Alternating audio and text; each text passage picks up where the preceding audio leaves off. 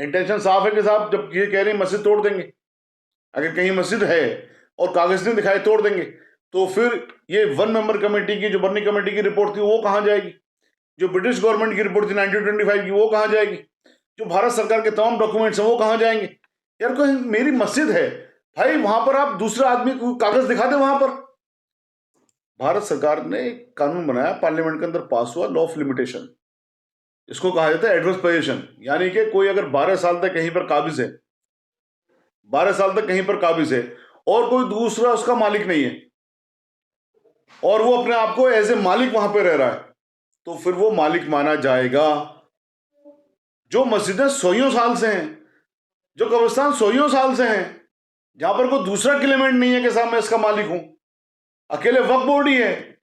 Honourable supreme court ने बार बार कहा one से वक्फ ऑलवेज ए वक्फ। आप सुप्रीम कोर्ट की बात को भी नहीं मानोगे। तो आपने जुडिशरी, जो एक मेन पिलर है, हिंदुस्तान में 3 पिलर पर टिका हुआ है ना, तो आप तो जुडिशरी की बात नहीं मानोगे, यानी एक पिलर की आपने तोड़ दिया आपने, तो फिर 2 पिलर पर रह गया, फिर देश टूटेगा टूटेगा। एक अहम पहलू इसको मैं क्लेरिफाई कर दूं, देश टूटेगा इन द सेंस कि आपने संविधान को तोड़ दिया। आपने संविधान को तोड़ दिया। संविधान 3 पिलर की बात करता, आपने उसका एक पिलर तोड़ दिया। दिल्ली के मुगलाई जायकों के दीवाने हैं तो फिर गोश्ताना आइए। शानदार इंटीरियर, आरामदेह मजलिस और खूबसूरत समा के साथ, जहां हर डिश में बसी है दिल्ली के खास खानों की रूहानी महक, जायका जो दिल को छू जाए। Address Jamia Nagar, hotel river view, ठोकर नंबर 3, अबुल फजल इनक्लेव। अकेले दिल्ली में 990 वक्फ प्रॉपर्टियां खाली करवाने के ऑर्डर के बावजूद वो खाली नहीं हुई। सरकार की आप वो देखिए, जब सरकार की बोर्ड वहां पर बैठा हुआ है, यानी जो वक्फ बोर्ड है वो सरकार ही है। चूंकि वो सरकार मुसलमानों के खिलाफ काम करती है, चाहे किसी भी पार्टी की सरकार क्यों ना हो, तो मुसलमानों की प्रॉपर्टियां आपने पहले भी छीनी, अब तो आपके दो डंके की चोट पे साहब हम जी छीनेंगे। पूत के पैर पालने में दिख जाते हैं, कहावत है। तो इस एक्ट के जो ये बिल लेके आ रहे हैं, जो जेपीसी की रिपोर्ट आज पार्लियामेंट में रखी गई, बिना ऑब्जेक्शंस के रखी गई, बिना सजेशंस को इंक्लूड करे हुए उसके अंदर रखी गई, कोई बात ही उसके अंदर नहीं रखी। आप कहते हैं हम चर्चा करेंगे, अरे चर्चा क्या करेंगे साहब आप, जब आपने ऑब्जेक्शन ही उसके अंदर नहीं रहने दिए, सजेशन ही नहीं रहने दिए। पूरे हिंदुस्तान भर में करोड़ों तो उनके पास में वो मेल गए, आपने उनको भी उसके अंदर नहीं रखा कि सब करोड़ों मेल इसके खिलाफ आए। एक बड़ा सवाल ये है कि वक्फ बाय यूजर को इस बार शामिल कर लिया गया है, लेकिन लिटिगेशन की उसमें शर्त लगा दी गई, लिटिगेशन नहीं होना चाहिए। इसका दिल्ली जैसी जगह पर, जहाँ पे 123 प्रॉपर्टी का मामला पहले से चल रहा है, 990 प्रॉपर्टी की आप बात कर रहे हैं, आखिर कितनी प्रॉपर्टी ऐसी हैं जिन पर जो है इसका फर्क पड़ेगा या असर पड़ेगा क्या नहीं पड़ेगा इसका? देखिए, यहाँ पर इन्होंने एक बात जो इस वक्फ बिल में है वो ये है कि एक जो ऑनरेबल सुप्रीम कोर्ट का डिसीजन है, वन से वक्फ ऑलवेज वक्फ, यानी कहीं कोई मस्जिद है, दरगाह खान का है, कब्रिस्तान है, ये वहां कहते हैं कि साहब कागज दिखाइए आप।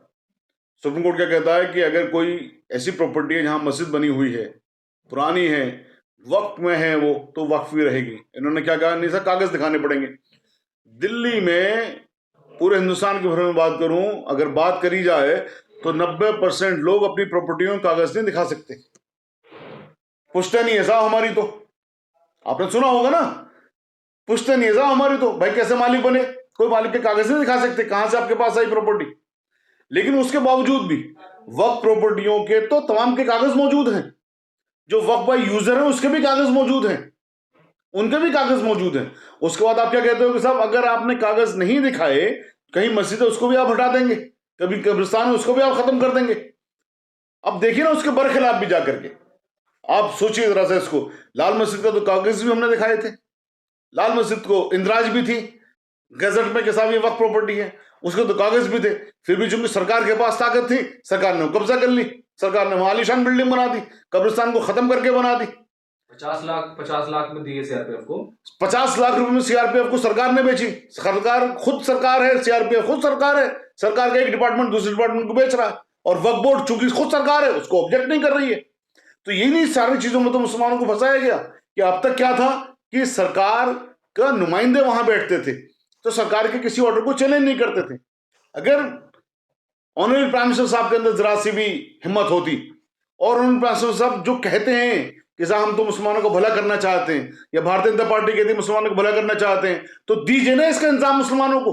क्यों नहीं देता मुसलमानों को? हमारे सरदार भाइयों के पास भी है ना, हमारे पास क्यों नहीं होगा? इस देश के नागरिक नहीं, क्या हम बराबरी की बात कहाँ है फिर?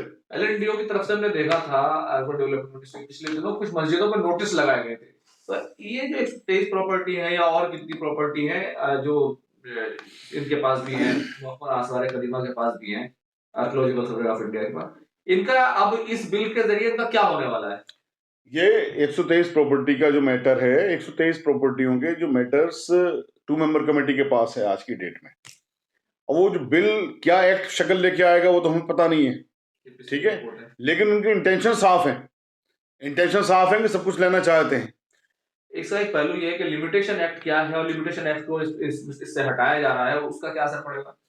लिमिटेशन एक्ट में यही तो है ना कि जो पार्लियामेंट ने कानून पास करा 12 साल, अगर कोई आदमी कहीं पर कब्जे में है और उसका कब्जा इस तरह से है कि वो मालिक के तौर पे जाना जाता है और कोई दूसरा क्लेमेंट उसका नहीं है, यानी जो उसका कोई मालिक अगर है भी वो भी नहीं आता कि साहब मैं इसका मालिक हूं कहने के लिए, 12 साल तक नहीं आता तो फिर मालिक डिक्लेयर कर दिया जाता है। मुकदमा नहीं करा उसने, मुकदमा नहीं करा, 12 साल तक नहीं करा। सपोज कर लीजिए आप मालिक हैं प्रॉपर्टी के, मैं कब्जे में बैठा हुआ हूं, आपको पता है मैं कब्जे में बैठा हूं, मैं अपने को मालिक बताता हूं, आप 12 साल तक नहीं आते तो मुझे मालिक डिक्लेयर कर दिया जाएगा।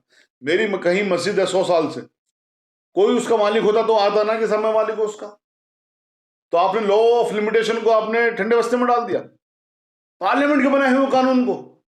कितनी विचित्र बात है, जुडिशरी आप खत्म कर रहे हो, पार्लियामेंट को आप खत्म कर रहे हो, तो जो आप चाहोगे वो कर लोगे आप, आपके पास ताकत है, कोई बोलेगा तो आप जेल में डाल दोगे उसे। क्या इसी देश इसी चीज के लिए हमारे बुजुर्गों ने अपनी जानें दी थी देश को आजाद करवाने के लिए? बड़ी विचित्र बात है। क्या इसी दिन के लिए हमारे बड़ों ने हमारे हिंदू भाइयों पर यकीन किया कि नहीं साहब हमारे बड़े भाई हमारी हिफाजत करेंगे, ये हिफाजत हो रही है हमारी? तो कितनी अजीब बात है, कितनी विचित्र बात है।